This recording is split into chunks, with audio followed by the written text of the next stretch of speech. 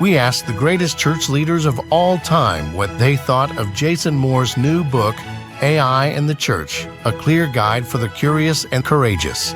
Here's what they had to say. My heart was strangely warmed when I read AI in the Church.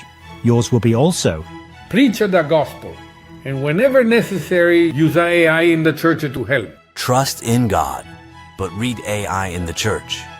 Could this be the next great awakening? I protest you not picking up your own copy. I was predestined to love this book, and you are too. Heaven hope the preacher who ignores AI in the church.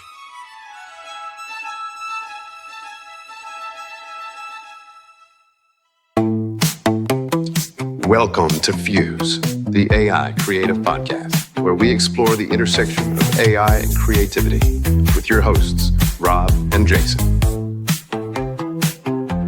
All right, friends, welcome back to Fuse, the AI Creative Podcast. We are your hosts, Rob and Jason, and today we're going to be digging into Jason's brand new book, AI in the Church, a clear guide for the curious and courageous. And man, Jason, just off the top, I want to address that intro we had. Tell us about what we saw there. Well, I used a time machine and I went to all the greatest leaders of all time and asked them about my book. I asked ChatGPT to invent a time machine. It worked out just perfectly. No, believe it or not, you can believe this. Some of our listeners might not believe it, but every line in that was spoken by me. And I used one of our favorite tools that we talked about in our last episode, ElevenLabs, to change my voice. And then I used an app called Runway ML, which we also covered in a previous episode, to make those images move along with the voice. And it was just a fun little piece to put together to help people connect with the material. And I thought it had lots of good winks and nods in it. Yeah, always good to have a demonstration of real world stuff that we're using these tools for in our own personal lives and projects as well. When I share that piece at trainings and things, there's a mixture of awe and wonder and people being terrified to see that you can take an image of a person that they know and make them say anything. That is a little scary. Yep, we do say with great power comes great responsibility.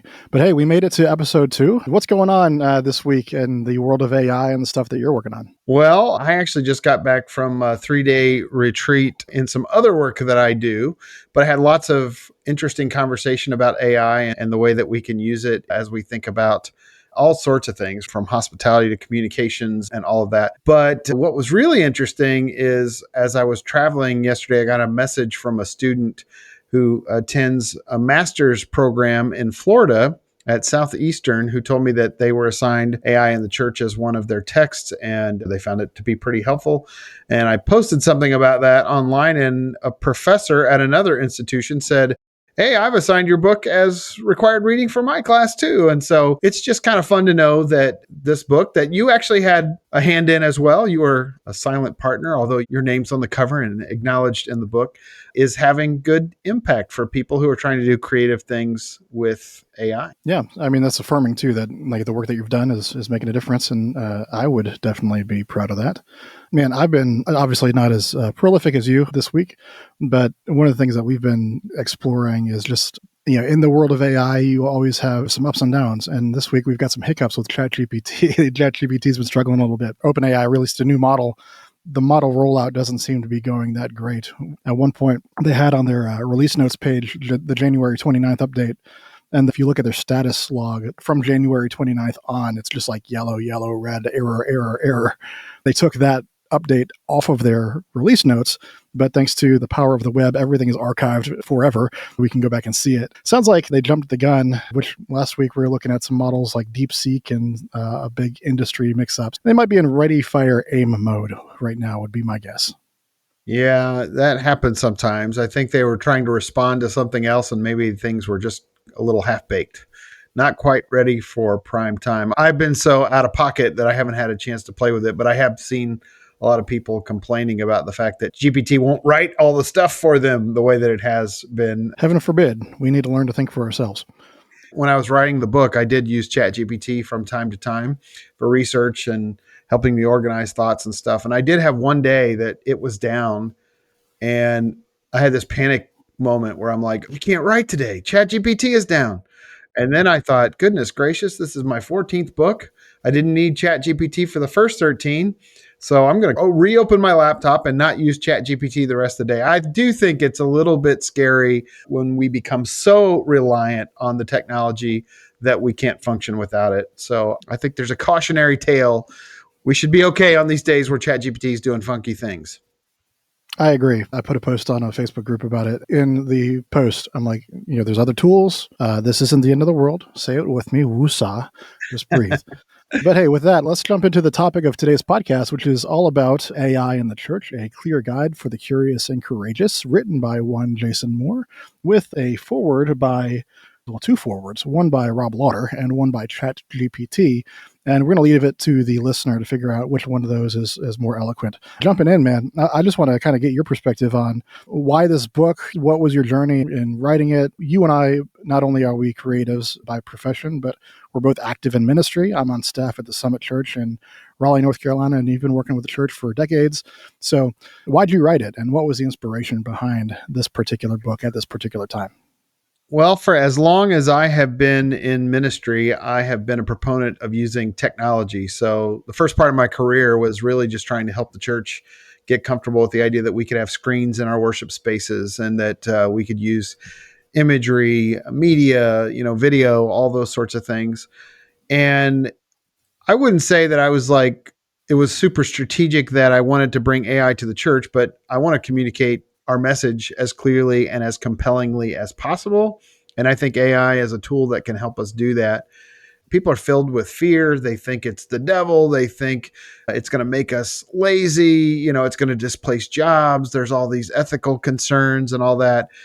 And I think a lot of the people that I've encountered anyway in the church world have written AI off before they even really dabbled with it or figured out what is it. So I decided to write this book to help people understand what AI is, how to and how not to. I think there are ways that we shouldn't use it, to address some of those ethical concerns, to talk about biblical foundations, and to give them some real handles on here are the tools and a little bit about how to use them. But as you know, this technology changes so quickly. I tried to write more about principles than I did specific features of different applications because it changes so often. Yeah, and we kind of alluded to this in our discussion at the top of the episode of just over-reliance on tools. Creatives have been doing their thing for millennia now. And why do creatives in ministry roles or otherwise need these AI tools in the first place? And I think that there's just never enough time. Oftentimes in the church world, there's never enough money and all of those things. I think AI can help us do things faster. It can help us do things that we might not otherwise be able to do. You might not have the skills. You may not be a graphic designer, but if you can learn how to use image gen where you can put a prompt in that describes what you're after, you don't necessarily have to have a guy like me on your staff. But also as creatives, maybe you are skilled, but you don't have the skills. Like Rob, you're an amazing photographer. That is not a skill set that I have, but I have learned to prompt, and I can't create something with Midjourney that looks as good as your artistic eye, but I can create something that looks better than what I can do with my iPhone or whatever. So I have done things that mimic stop motion animation or 3D animation, or there's just a lot of things that you can do now that you couldn't do before that might perfectly fit the bill for what you're trying to communicate in a sermon series. Or if you're in a secular world, maybe you're trying to help your client communicate an idea and you want a certain look or feel, and AI can help you do that. Yeah, two quotes that you have in the book and that you repeat often that stand out to me. One is that the idea of AI is a do it with you rather than a do it for you. And I think that as creatives learn to use tools in tandem with each other as part of that workflow, they're going to find new ways to do things, unlock new potential. But then to that unlocking potential piece, one of the quotes from the book that really stood out to me was, I wanted to write a book that demystifies AI, explores its ethical use, and showcases how it can unlock that creative potential. So, man, I think this is going to be a great resource, even if you're not in ministry. It's just a fantastic primer on generative AI in general. And I think it would be a good read for just about anybody. You were an enormous help on the book. I always say that you understand this at a deep level and you understand all the stuff under the hood. I kind of know how to use the tools, but you understand how they work and why they work the way they do.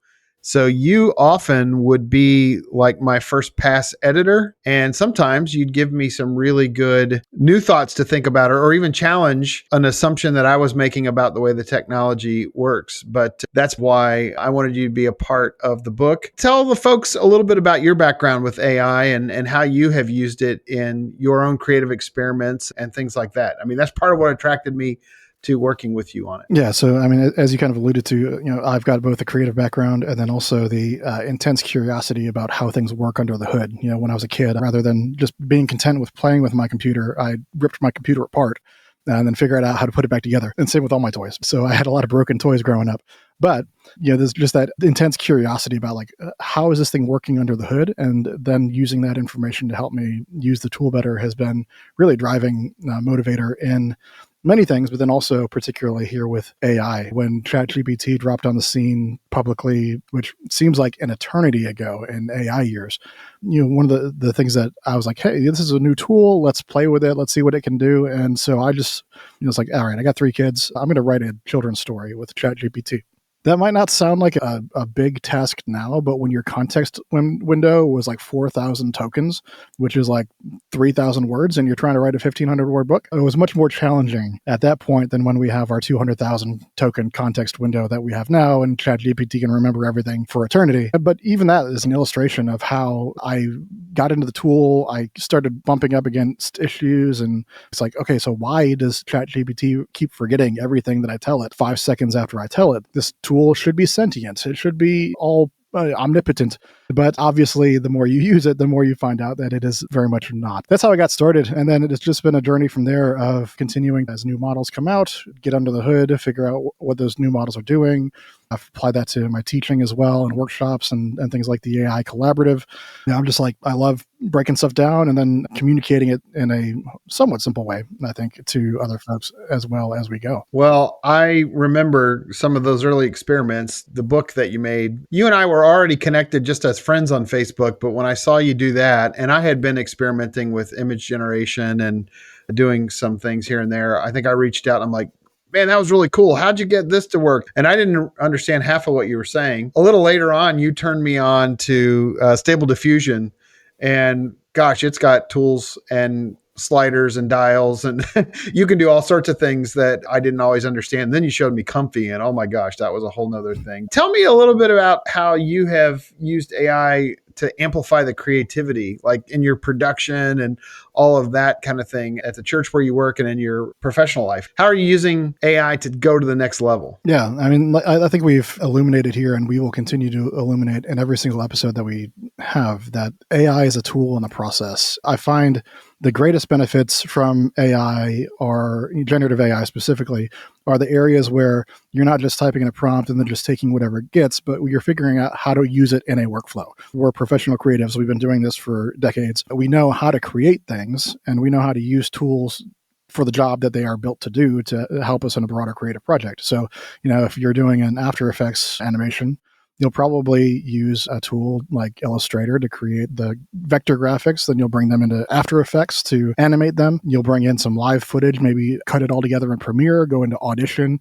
Obviously, I'm tied into the Adobe ecosystem, if you can't tell. They get my money every single month. But there's different tools for different jobs, and we learn to use them in tandem with each other. I think generative AI is no different. It's another tool to add to the toolbox. What's unique about AI is that it's not just a static tool that like a wrench would be. It's a tool that we can use to help generate new ideas and help us to explore new angles on projects. So I find myself often, just from the LLM standpoint or the chatbot standpoint, I'll be starting a new creative project and I'll do some thinking about it on the front end, but then I'll go into it and say, hey, like, I'm working on this creative project. Give me like 5 angles that I could explore on this.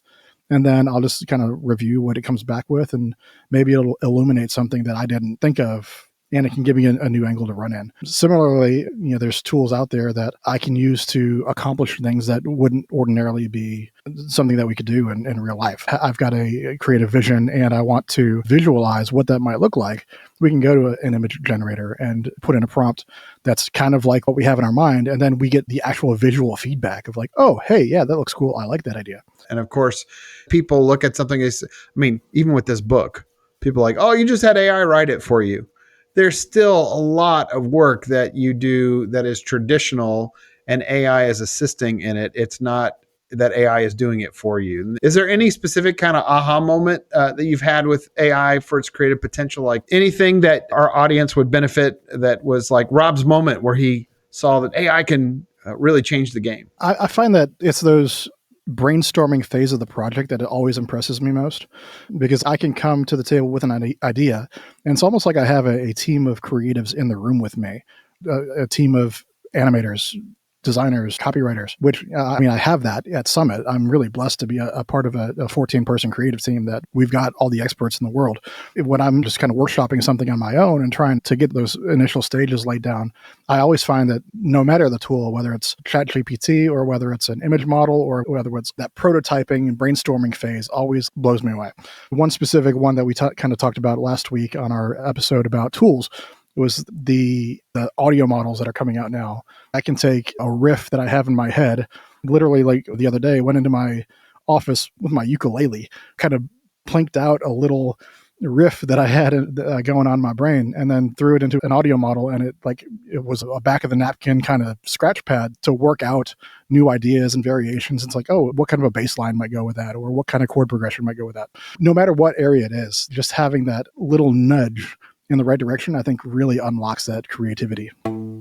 Today's episode is brought to you by the publisher of my book, AI in the Church. Invite Press is a publishing imprint of Invite Ministries, dedicated to helping people live more like Jesus. Invite Press works with theological thought leaders to create practical tools for daily faith. Their mission is rooted in a commitment to God's grace, our choice, and the invitation to a life of holiness. With a wide range of printed and digital resources, Invite Press offers something for everyone, whether you're diving into scripture, leading a small group, or simply seeking to grow in your faith. Their creators are humble leaders passionate about spreading the joy of Christ. Invite Press aims to be a trusted destination for faith traditions that emphasize grace and transformation. If you're looking for resources to strengthen your faith journey, visit inviteministries.org and browse their inspiring collection. I had a conversation yesterday with somebody who was sharing with me their concern about AI replacing their team. We start to interact with AI instead of interacting with other people. And I do think there's a balance to find. Like one of the metaphors that I have used is, and this is a little old school, but that we might treat AI a little like Who Wants to Be a Millionaire, phone a friend, 50-50, poll the audience kind of thing. Like I'm really careful to make sure that AI isn't driving. And this isn't what you're saying, but I think we have to be careful. You've got real people around you, so involve them. And if you get stuck, or you can use it as a tool in your toolkit to help that team take whatever they've come up with and enhance it. So in my view, we don't want AI to replace our team, but I think it can enhance and take to another level what our team can do. Yeah, and part of that, like how I've handled that on our team, is training our team to use the tools as well. We're all speaking a similar language. We know that this is the role of this tool in the process. And yeah, kind of on our broader staff team, like our lead pastor will have some ideas for some illustration that he wants on the weekend, and he'll be like, "Hey, Rob, can we do that with AI?" And it's one of those things that's like, that's not really what AI can do. And so by really through that education piece as well and the training piece, I'm able to help our team really understand where that tool fits and where it doesn't fit. Let's get back to the book for a little bit here and look at some of the themes that you drew out in the book. And then kind of we'll do that through a creative focus. And so one of the things that you bring up in workshops and seminars a lot is confronting those objections about AI. I think people come to AI with a lot of misconceptions. And in this book, you do a really good job of breaking down some of the gap between where a beginner might be coming from. They have this idea of Skynet or whatever, and then really making it accessible. Tell us about how we've been using these tools forever and how it transitions into how we're using them today. Yeah, well, I try to disarm people that are scared or that are skeptical because they've already been using AI. It's been in your pocket for a long time. If you've unlocked your phone with your face, if you've taken a Netflix suggestion, if you've used Google and let it fill in the rest of the sentence, you've used AI. And sometimes that helps people sort of say, oh, wow, that's mostly made my life better. And then, of course, there's generative AI that is a whole new category that came on the scene in 2022, where I think we can lean in and sort of have the AI help us see our vision come to life. For a lot of people, that's an aha. Some people don't realize that AI has been around for a lot longer than 2022 though. Like the first chatbot came out in the late 60s. ChatGPT is just the latest and greatest model for something that began a very long time ago. It just keeps getting more and more sophisticated. So helping people see that it started there. And then I like to talk about embracing the AI toolbox. There are all sorts of things for generating art and video. And as you said, now music, written content. I have coded a trivia game. I mean, there's just so many things that you can do with it now. And so if you are in the church and you're thinking about how can we illustrate a sermon or a story within the sermon, you've got tools like Midjourney. Now Ideogram has become one of my favorite things for illustrating stories and so on. Of course, we've got ChatGPT and Claude and Gemini and all those for brainstorming and refining ideas. And this year, I think we've both seen how video is starting to mature and we can actually use these tools in a way that is pretty reliable. They're mind-blowing at this point. Not quite, I know I'm going to get what I need every single time I use it, but it's getting closer to that. I think as the year goes on, we're going to be able to do just about anything we want. Yeah. So as you go through this book, do you just kind of like say, hey, these are all the different tools that you can use? Or do you walk through step by step on how these different tools can apply in a ministry situation? I mean, this was the hardest book I've ever written. It took me 6 months. And part of the reason it took me 6 months is that it's a constantly moving target. So I tried more to focus on principles and less on individual methods and tools, because there are some principles that I think work regardless of what tool you're using, but I didn't get into. In Runway ML, do this and then use this setting and this setting. I speak more in broad principles than in specific tutorials. Yeah, I want to read just a line out of my foreword, not because it's particularly eloquent, but because it captures this idea pretty well. As we were working on this book together, and I say that as if I actually did a lot of the work, but you did all the work here.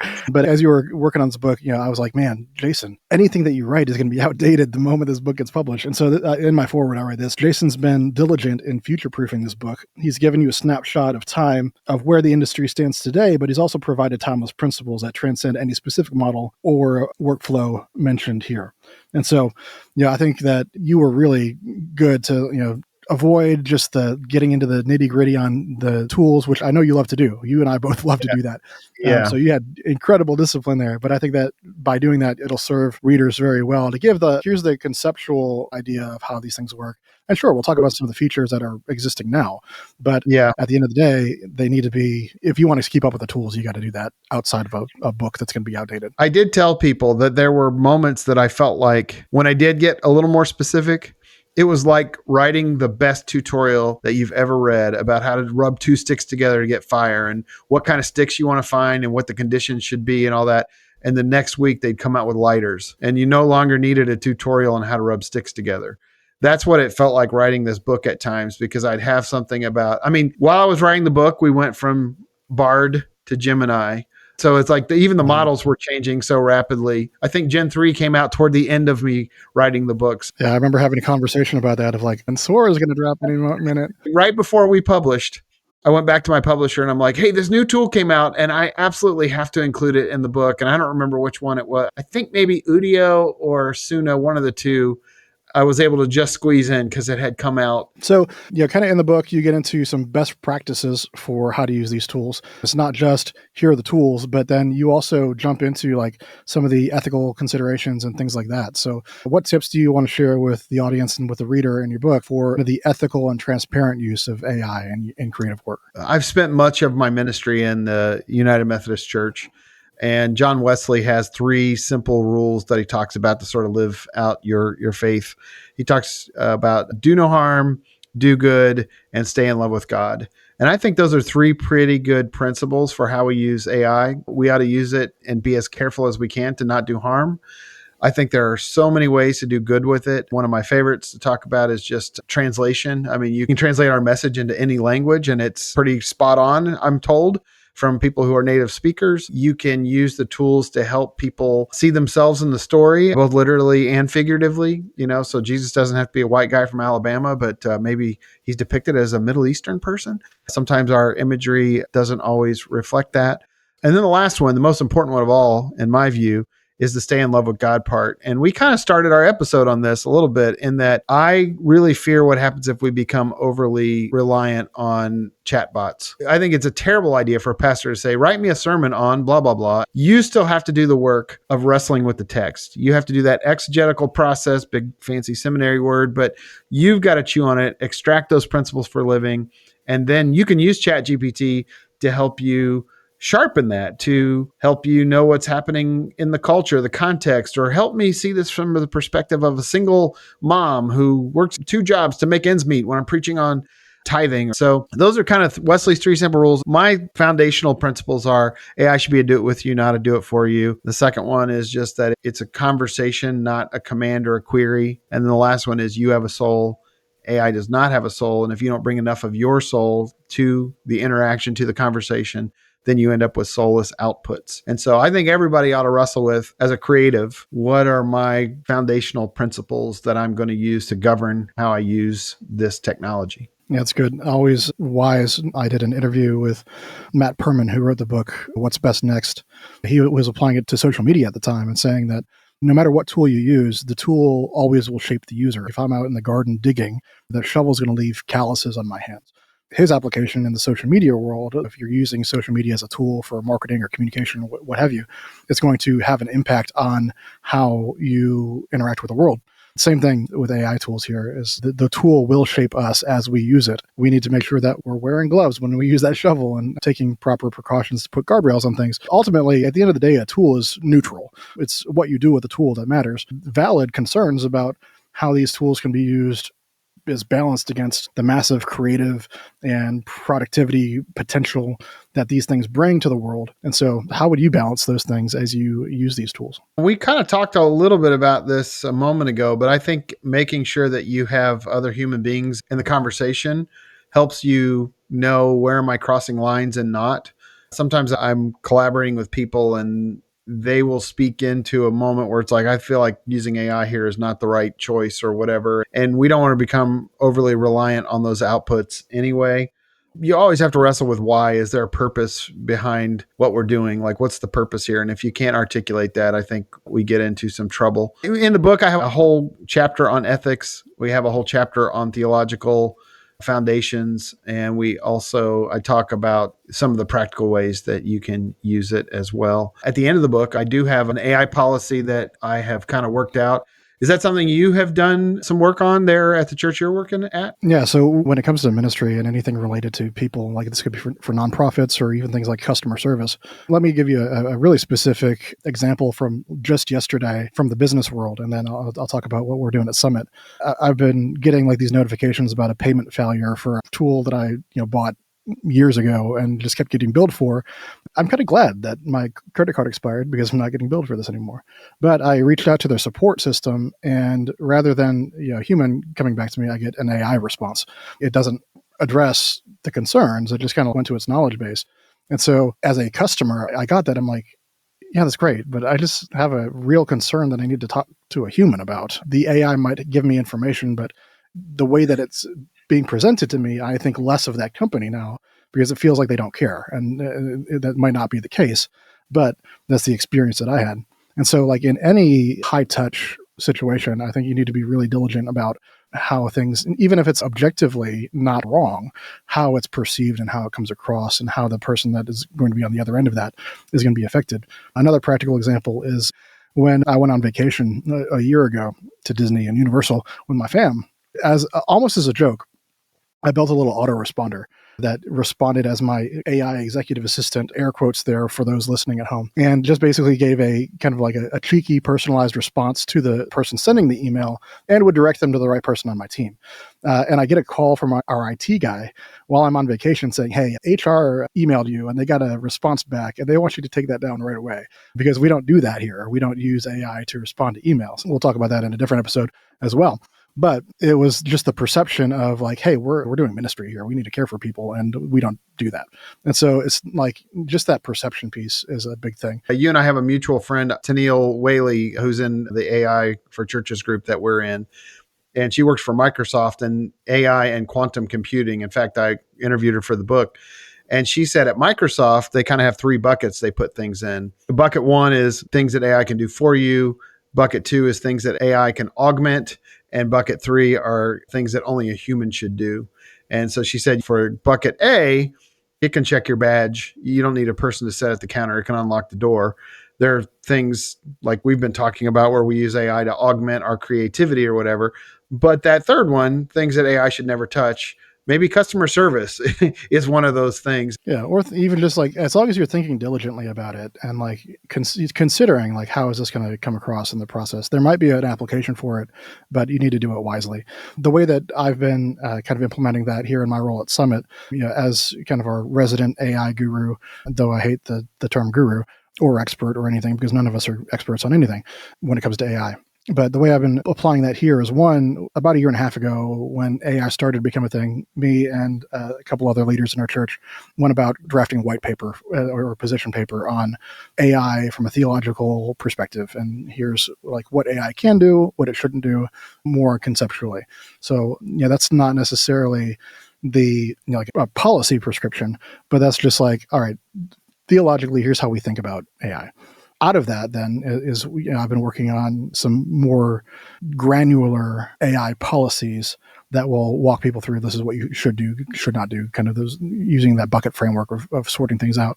So I think that every individual should have, even if it's not written down, but I think it would be a good exercise to write it down, like this is what I will do, this is what I won't do, and these are my boundaries. But then if you're a part of an organization, I think it's even more essential to have an AI policy just for you to cover your bases in case, in our ministry, it's like, all right, youth pastor, maybe they're going to go use ChatGPT to write their sermon for them.